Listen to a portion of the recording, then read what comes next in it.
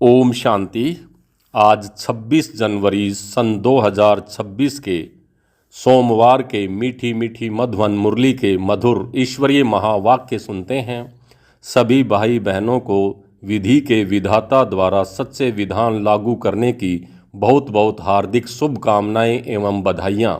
मीठे मीठे प्यारे प्यारे बाप दादा ने कहा, मीठे बच्चे, तुमने आधा कल्प जिसकी भक्ति की है वही बाप खुद तुम्हें पढ़ा रहे हैं। इस पढ़ाई से ही तुम देवी देवता बनते हो। मीठे बच्चे, तुमने आधा कल्प जिसकी भक्ति की है वही बाप खुद तुम्हें पढ़ा रहे हैं। इस पढ़ाई से ही तुम देवी देवता बनते हो। प्रश्न है, योग बल के लिफ्ट की कमाल क्या है? योग बल के लिफ्ट की कमाल क्या है? उत्तर है, तुम बच्चे योग बल की लिफ्ट से सेकंड में ऊपर चढ़ जाते हो, अर्थात सेकंड में जीवन मुक्ति का वर्षा तुम्हें मिल जाता है। तुम जानते हो सीढ़ी उतरने में 5000 वर्ष लगे और चढ़ते हैं 1 सेकंड में। यही है योग बल की कमाल। बाप की याद से सब पाप कट जाते हैं और आत्मा सतो प्रधान बन जाती है। ओम शांति। रूहानी बाप रूहानी बच्चों को बैठ समझाते हैं। रूहानी बाप की महिमा तो बच्चों को सुनाई है। वह ज्ञान का सागर है, सत्य चित्त आनंद स्वरूप है, शांति का सागर है। उनको सब बेहद की सिफतें दी जाती हैं। अब बाप है ज्ञान का सागर और इस समय जो भी मनुष्य हैं सब जानते हैं कि हम भक्ति के सागर हैं। भक्ति में जो सबसे तीखा होता है उनको मान मिलता है। इस समय कलयुग में है भक्ति दुख, सतयुग में है ज्ञान का सुख। ऐसे नहीं कि वहाँ ज्ञान है तो वह यह महिमा सिर्फ एक ही बाप की है और बच्चों की महिमा भी है, क्योंकि बाप बच्चों को पढ़ाते हैं अथवा यात्रा सिखलाते हैं। बाप ने समझाया है 2 यात्राएं हैं। भक्त लोग तीर्थ यात्रा करते हैं, चारों तरफ चक्र लगाते हैं। तो जितना टाइम चारों तरफ चक्र लगाते हैं उतना टाइम विकार में नहीं जाते। शराब आदि छी कोई चीज़ नहीं खाते पीते। कभी बद्रीनाथ कभी काशी विश्वनाथ का चक्र लगाते हैं, भक्ति करते हैं भगवान की। अब भगवान तो एक ही होना चाहिए, सब तरफ तो चक्र नहीं लगाना चाहिए ना। शिव बाबा के तीर्थ का भी चक्र लगाते हैं। सबसे बड़ा बनारस का तीर्थ गाया हुआ है जिसको शिव की पुरी कहते हैं।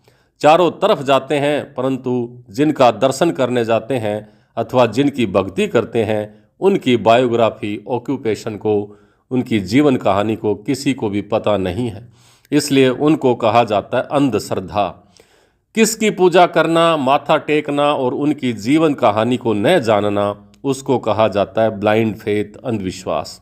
घर में भी मनाते हैं, देवियों की कितनी पूजा करते हैं। मिट्टी की व पत्थर की देवियां बनाए उनको बहुत श्रृंगारते हैं। समझो लक्ष्मी का चित्र बनाते हैं। उनसे पूछो इनकी जीवन कहानी बायोग्राफी बताओ तो कहेंगे सतयुग की महारानी थी, त्रेता की फिर सीता थी। बाकी इन्होंने कितना समय राज्य किया, लक्ष्मी नारायण का राज्य कब से कब तक चला, यह कोई भी जानते नहीं। मनुष्य भक्ति मार्ग में यात्रा पर जाते हैं, यह सब हैं भगवान से मिलने के उपाय। शास्त्र पढ़ना यह भी उपाय है भगवान से मिलने के लिए, परंतु भगवान है कहाँ? कहेंगे वह तो सर्वव्यापी है। तो अभी तुम जानते हो पढ़ाई से हम यह देवी देवता बनते हैं। बाप खुद आकर पढ़ाते हैं, जिसके मिलने के लिए आधा कल्प भक्ति मार्ग चलता है। कहते हैं बाबा पावन बनाओ और अपना परिचय भी दो कि आप हैं कौन। तो बाबा ने समझाया है कि तुम आत्मा बिंदी हो। आत्मा को ही यहाँ शरीर मिला हुआ है, इसलिए यहाँ कर्म करती है। देवताओं के लिए कहेंगे कि वह यह सतयुग में राज्य करके गए हैं। क्रिश्चियन लोग तो समझते हैं बरोबर गॉड फादर ने पैराडाइज स्थापन किया, हम उसमें नहीं थे। भारत में पैराडाइज था, उन्हों की बुद्धि फिर भी अच्छी है। भारतवासी सतो प्रधान भी बनते हैं तो फिर तमो प्रधान भी बनते हैं। वह इतना सुख भी नहीं देखते तो इतना दुख भी नहीं। तो अभी पिछाड़ी के क्रिश्चियन लोग कितना सुखी हैं। पहले तो वह गरीब थे, पैसा तो मेहनत से कमाया जाता है ना। पहले एक क्राइस्ट आया, फिर उनका धर्म स्थापन होता है, फिर वृद्धि होती जाती है, 1 से 2, 2 से 4, फिर ऐसे वृद्धि होती जाती है। अभी देखो क्रिश्चियनों का झाड़ कितना बड़ा हो गया है। फाउंडेशन है देवी देवता घराना, वह फिर वहाँ इस समय स्थापन होता है। पहले एक ब्रह्मा फिर ब्राह्मणों की अडॉप्टेड संतान वृद्धि को पाते हैं। बाप पढ़ाते हैं तो बहुत ढेर ब्राह्मण हो जाते हैं। पहले तो यह एक था, एक से कितनी वृद्धि हुई है, कितनी होने की है। जितने सूर्यवंशी चंद्रवंशी देवताएं थे उतने सब बनने के हैं। पहले है एक बाप, उनकी आत्मा तो है ही, बाप को हम आत्माएं संतान कितनी हैं, बाबा की आत्माएं हम सब कितनी संतानें हैं। हम सब आत्माओं का बाप एक ही अनादि है, फिर सृष्टि का चक्कर फिरता रहता है। सब मनुष्य तो सदैव नहीं है ना, आत्माओं को भिन्न भिन्न पार्ट बजाना है। इस झाड़ का पहले पहले थुर है देवी देवताओं का, फिर उनसे ट्यूब्स निकलती हैं। तो बाप बैठ बच्चों को समझाते हैं, बच्चों मैं आकर के क्या करता हूँ। आत्मा में ही धारणा होती है। बाप बैठ सुनाते हैं कि मैं आया हूँ कैसे। तुम सब बच्चे जबकि पतित बने हो तो याद करते हो। सतयुग त्रेता में तो तुम सुखी थे तो याद नहीं करते थे। द्वापर के बाद जब दुख जास्ती हुआ है तब तुमने पुकारा, हे परमपिता परमात्मा बाबा। हाँ बच्चों, सुना क्या चाहते हो। बाबा आकर के पतितों को पावन बनाओ। बाबा हम बहुत दुखी हैं, पतित हैं, हमको आकर पावन बनाओ, हम पर कृपा करो, आशीर्वाद करो, तुमने मुझे पुकारा है। बाबा आकर के पतितों को पावन बनाओ। तो पावन सतयुग को कहा जाता है, यह भी बाप खुद बैठ समझाते हैं। ड्रामा के प्लान अनुसार जब संगम युग होता है, सृष्टि पुरानी होती है, तब मैं आता हूँ। तुम समझते हो सन्यासी भी दो प्रकार के हैं। वह हैं हठयोगी, उनको राजयोगी नहीं कहा जाता। उनका है हद का सन्यास, घर बार छोड़ जाकर जंगल में रहते हैं, गुरुओं के फॉलोअर्स बनते हैं। गोपीचंद राजा के लिए भी एक कथा सुनाते हैं। उसने कहा, तुम घर बार क्यों छोड़ते हो, कहाँ जाते हो। शास्त्रों में बहुत कुछ कहानियाँ हैं, अभी तुम भी के राजाओं को भी जाकर के ज्ञान और योग सिखलाते हो। एक अष्टापा गीता भी है जिसमें दिखाते हैं राजा को वैराग्य आया, बोला हमको कोई परमात्मा से मिलाए, ढिंडोरा पिटवाया। तो वह यही समय है, तुम जाकर राजाओं को भी ज्ञान देते हो ना, बाप से मिलाने के लिए। जैसे तुम मिले हो तो औरों को भी मिलाने की कोशिश करते हो। तुम कहते हो हम तुमको स्वर्ग का मालिक बनाएंगे, मुक्ति जीवन मुक्ति देंगे। फिर उनको बोलो शिव बाबा को याद करो और कोई को नहीं। तुम्हारे पास भी शुरू में बैठे बैठे एक दो को देखते ध्यान में चले जाते थे ना, बड़ा वंडर लगता था। बाप था ना, इनमें तो वह चमत्कार दिखाते हैं, सबकी रस्सी खींच लेते थे। बाप दादा इकट्ठे हो गए ना, कब्रिस्तान बनाते थे, सब बाप की याद में सो जाओ, सब ध्यान में चले जाते थे। यह सब शिव बाबा की चतुराई थी। इसको फिर कई जादू समझने लगे, यह था शिव बाबा का खेल। बाप जादूगर, सौदागर, रत्नागर है ना, धोबी भी है, सुनार भी है, वकील भी है, सबको रावण की जेल से छुड़वाते हैं। उनको ही सब बुलाते हैं, हे पतित पावन आओ, हे दूर देश के रहने वाले आओ, हमको आकर पावन बनाओ। आओ भी पतित दुनिया में, पतित शरीर में आकर हमको पावन बनाओ। अभी तुम उनका भी अर्थ समझते हो। बाप आकर बतलाते हैं, तुम बच्चों ने रावण के देश में हमको बुलाया है, मैं तो परम धाम में बैठा था स्वर्ग स्थापन करने के लिए। मुझे नरक रावण के देश में बुलाया कि अब सुख धाम में हमें ले चलो।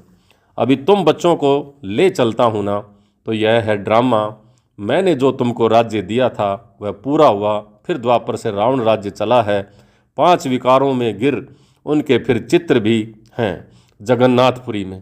पहले नंबर में जो था वही फिर 84 जन्म ले अब पिछाड़ी में है, फिर उनको ही पहले नंबर में जाना है। यह ब्रह्मा बैठा है, विष्णु भी बैठा है, इनका आपस में क्या कनेक्शन है दुनिया में कोई भी नहीं जानते। ब्रह्मा सरस्वती भी असल में सतयुग के मालिक लक्ष्मी नारायण थे, अभी नर्क के मालिक हैं। अभी यह तपस्या कर रहे हैं यह लक्ष्मी नारायण बनने के लिए। दिलवाड़ा मंदिर में पूरा यादगार है, बाप भी यहाँ ही आए हैं, इसलिए अब लिखते हैं आबू सब तीर्थों में, सब धर्मों के तीर्थों में मुख्य तीर्थ है, क्योंकि यहाँ ही बाप आकर सब धर्मों की सदगति करते हैं। तुम शांति धाम होकर फिर स्वर्ग में जाते हो, बाकी सब शांति धाम में चले जाते हैं। वह है जड़ यादगार और ये है चैतन्य।